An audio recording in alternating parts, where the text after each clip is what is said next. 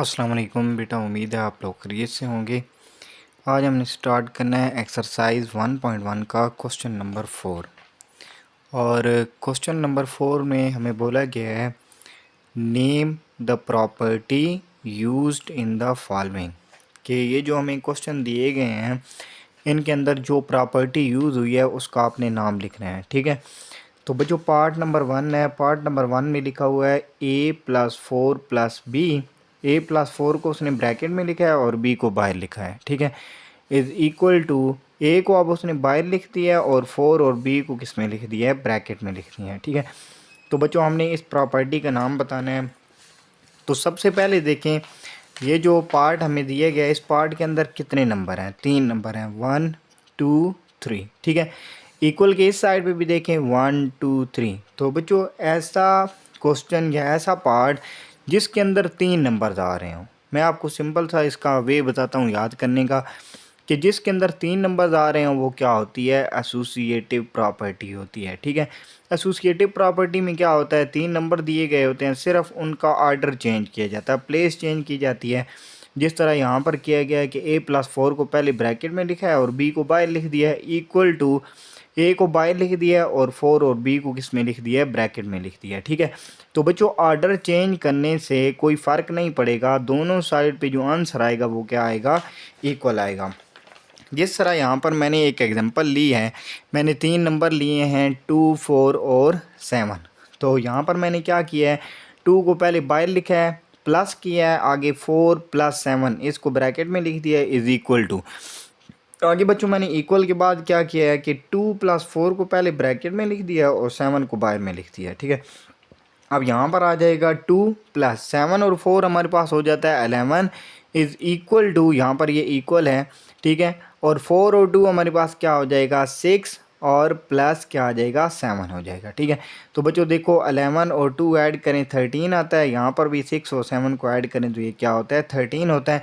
और बच्चों देखो ये हमारे पास क्या आ गई है, associative property with respect to addition. क्यों, देखो मैंने बोला था 3 नंबर हो तो वो एसोसिएटिव प्रॉपर्टी है, अगर दरमियान में प्लस होगा तो विद रिस्पेक्ट टू एडिशन होगी, और अगर दरमियान में मल्टीप्लाई होगा तो विद रिस्पेक्ट टू हमारे पास मल्टीप्लिकेशन होगी। ठीक है बच्चों, हमारे पास आगे पार्ट नंबर 2 है। पार्ट नंबर 2 में ज़रा देखें कितने नंबर हैं, 1 2, इधर भी 1 और 2।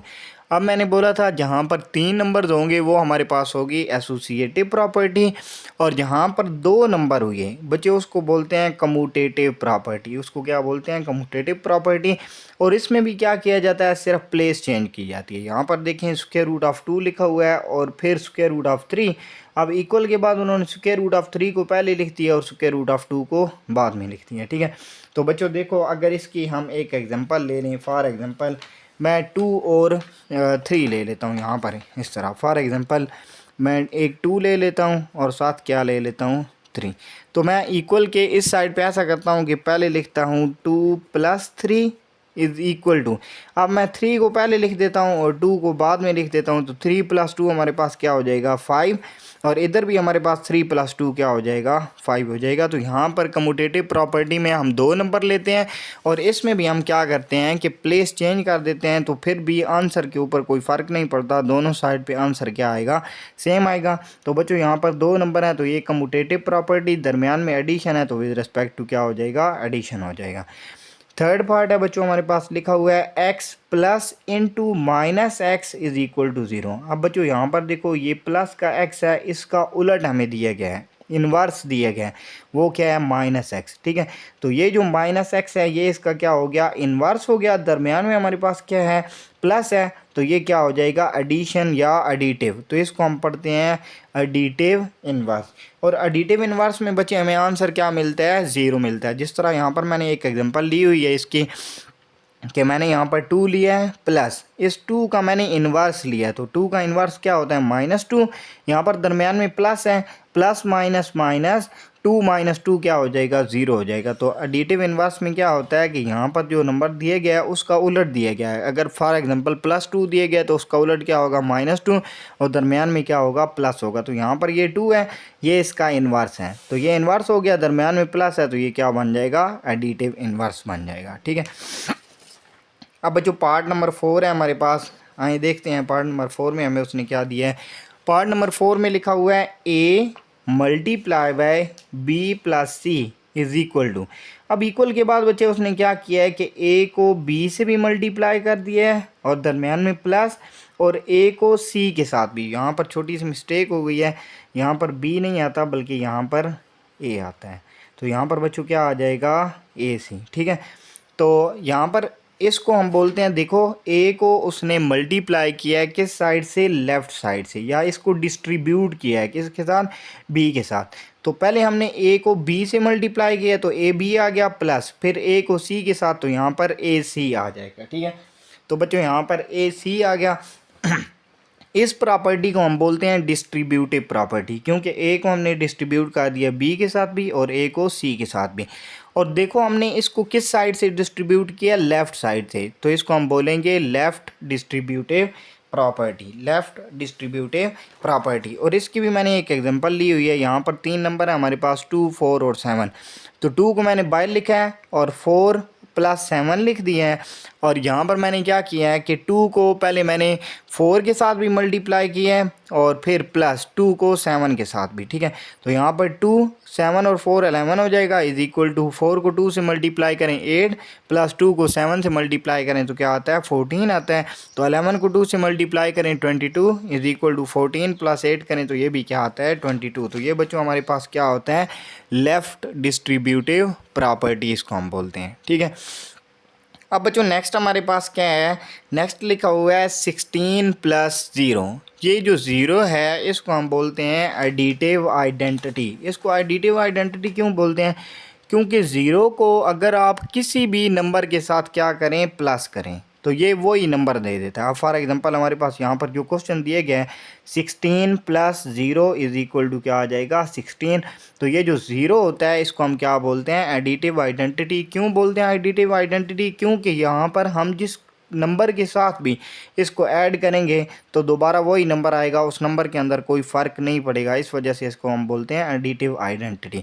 आगे बच्चों पार्ट नंबर हमारे पास 6 है, लिखा हुआ है 100 मल्टीप्लाई बाय 1। तो किसकी इक्वल आया, 100। अब जिस तरह 0 एडिटिव आइडेंटिटी होता है, इसी तरह 1 जो है इसको हम बोलते हैं मल्टीप्लिकेटिव आइडेंटिटी। क्यों बोलते हैं, क्योंकि 100 को हमने जब 1 से मल्टीप्लाई किया तो हमें क्या मिला, 100। 1 के साथ किसी भी नंबर को आप मल्टीप्लाई करेंगे तो उसका आंसर हमें वही नंबर मिल जाएगा जिससे हमने मल्टीप्लाई किया था। ठीक है, क्योंकि 100 को हमने 1 से जब मल्टीप्लाई किया तो हमें 100 मिला। इसी तरह कोई और नंबर ले लें, फॉर एग्जांपल 15 ले लें, 15 को 1 से मल्टीप्लाई करेंगे 15 मिलेगा।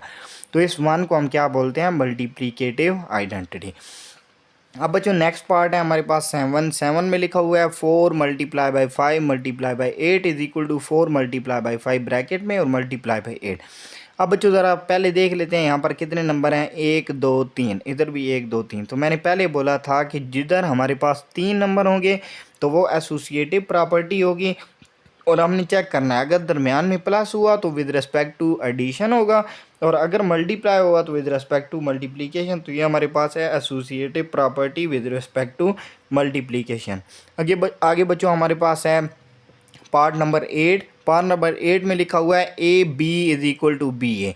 बच्चों यहाँ पर देखें हमारे पास 2 नंबर हैं, ए और बी, इस साइड पे भी 2 नंबर हैं। ठीक है, तो मैंने बोला था जिसमें 3 नंबर हों वो एसोसिएटिव प्रॉपर्टी होगी और अगर दरमियान में प्लस हो तो विद रिस्पेक्ट टू एडिशन और मल्टीप्लाई हो तो विद रिस्पेक्ट टू मल्टीप्लिकेशन।